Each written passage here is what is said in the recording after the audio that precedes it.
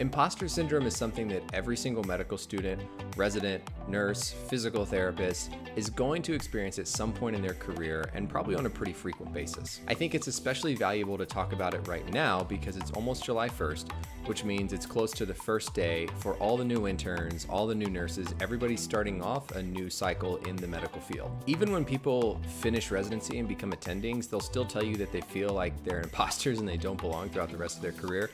So it's something that applies to everybody, and I think something that we should talk about a little bit more in medical school to prepare residents for as they start intern year. But don't worry, everybody, I want to talk today about my own experience dealing with this idea of imposter syndrome and how I think you can try to tackle it head on so that it's not something that weighs you down throughout the start of your medical training. First of all, what exactly is imposter syndrome? So imposter syndrome is this idea that you don't belong or that you don't deserve to be at the current job or the current role that you're in, because you're either not smart enough or you're not capable enough in some way, and so you're essentially an imposter. And in particular, a lot of interns, including myself, feel this on a pretty consistent basis because we're surrounded by a lot of people much smarter than us as part of the natural hierarchy in medicine, with residents above us, with fellows, with attendings.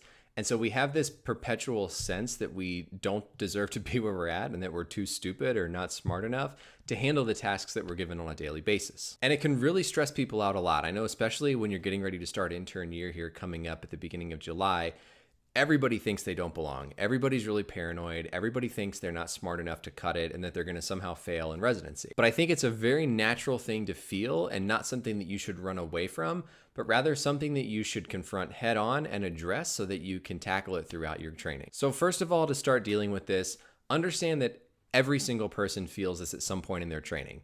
You might look at your co-interns or your classmates and think, well, they came from more prestigious undergraduate colleges, they came from more prestigious medical schools, so they have to be smarter than me, right? You know, I have to be the worst intern in my class, or I have to be the worst fellow in my class because I'm just convinced that I'm not as good as everybody else.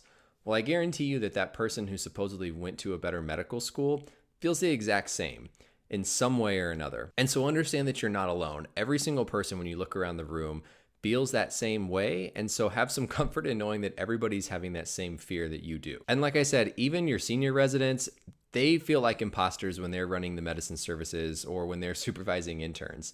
Your fellows, they feel like they're imposters when they're starting off fellowship.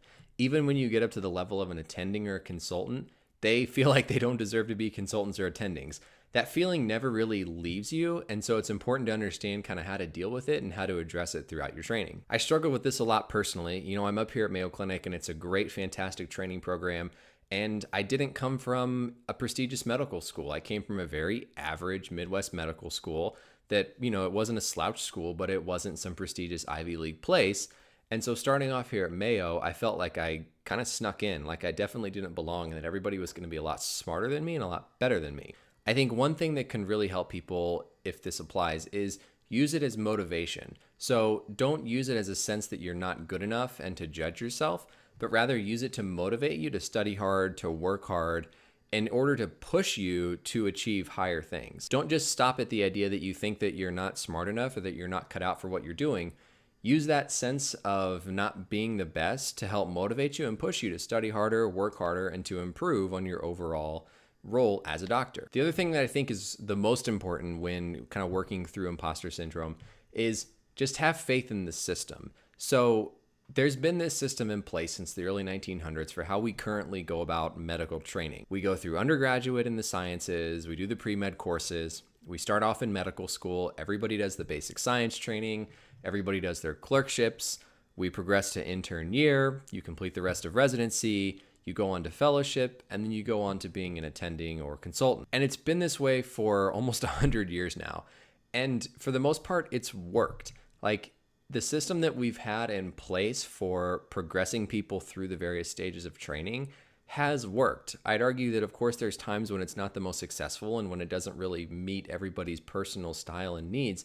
But by far and away, this way that we go about training physicians has worked. And that's sort of the whole point of it. You're not supposed to start off as an intern and think that you have all the skills to be a senior resident. And you're not supposed to start off as a first-year medical student thinking that you already know how to do a history and physical exam and that you're ready to start residency. The stages that we go through have been put in place for a reason, And you're not supposed to feel as if you know everything on day one. Everybody who came before you and everybody who's gonna come after you is gonna go through the exact same process. They're gonna come in on day one of intern year, and they're not gonna really understand the system in the hospital. They're not gonna have all the answers. But that's why you go through intern year, and that's why you go through fellowship, and that's why you advance through all the stages of being an attendant. If it was easy and you were already supposed to be 100% comfortable, then there'd be no point in doing an intern year. But we all know that that's never going to work. It's okay to feel like you don't belong and that you're not good enough as you're going through residency or through medical training, because it's a very natural thing. Everybody feels it. Everybody's going to be struggling with it. Even that person who looks like they're super confident and thinks they knows all the answers, I guarantee you they don't, and they go home at night and they're just as panicky and nervous about things as you are. They just don't show it as much. So the best thing I can say to help try to deal with this feeling that you're gonna have throughout the rest of your training is, number one, understand that it's not going to go away and that it's something that everybody deals with on a daily basis. Once you come to terms with this, I think you'll be a lot more comfortable with that idea that, everybody feels this way and you're not alone and you're not strange in some way just because you feel like you're not prepared. Use that feeling as motivation if it helps you, study harder, work harder, push a little bit harder to get better. Use that sense that you're not quite good enough yet compared to your peers to help motivate you and push you. And last of all, just have faith in the system that's been set before you that everything's gonna work out okay. Every intern starts off day one on July 1st feeling absolutely terrified with no clue what they're doing.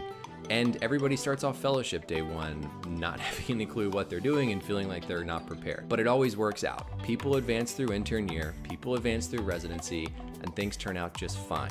They look back on when the new interns come in and they say, wow, I really did learn some stuff. I really have progressed. And the whole point of advancing you through these different stages is to progress and learn more as you go along. You can't go straight from the first year of medical school to being a fellow because there's all kinds of stuff you have to learn in the middle. There's all kinds of times that you're going to be uncomfortable and that you're going to be pushed, but that's part of the medical training system that has worked for thousands of people before you, and I guarantee you is still going to work moving forward. So don't be scared. Don't think that it means you're never going to make it and that you're not cut out. You will make it. Just work hard, trust in what's being done around you, and that things are going to work out just fine. You aren't an imposter. If you're starting off medical school day one, you earned it. You earned being there. You studied hard for your MCATs. You got through undergrad. You earned that spot in medical school and you deserve it. If you're starting off as an intern, you went through those challenging 4 years, you interviewed, you took step one, you deserve it. You deserve to be in that spot starting off as an intern, and you deserve everything that's coming afterwards if you just continue to work hard. So that's it for this video, everybody. Good luck to all the interns getting ready to start July 1st. Good luck as well to all the nurses, any other medical professionals, the medical students, the fellows, everybody who's getting ready to start some new stage in their training. I wish you the best. Don't be scared of this idea of being an imposter. You deserve to be there. You've earned it. You've worked hard. Keep doing those same things and have faith in the system, and I know that you'll succeed moving forward. Thanks for watching the video, everybody, and we'll see you next time. Bye.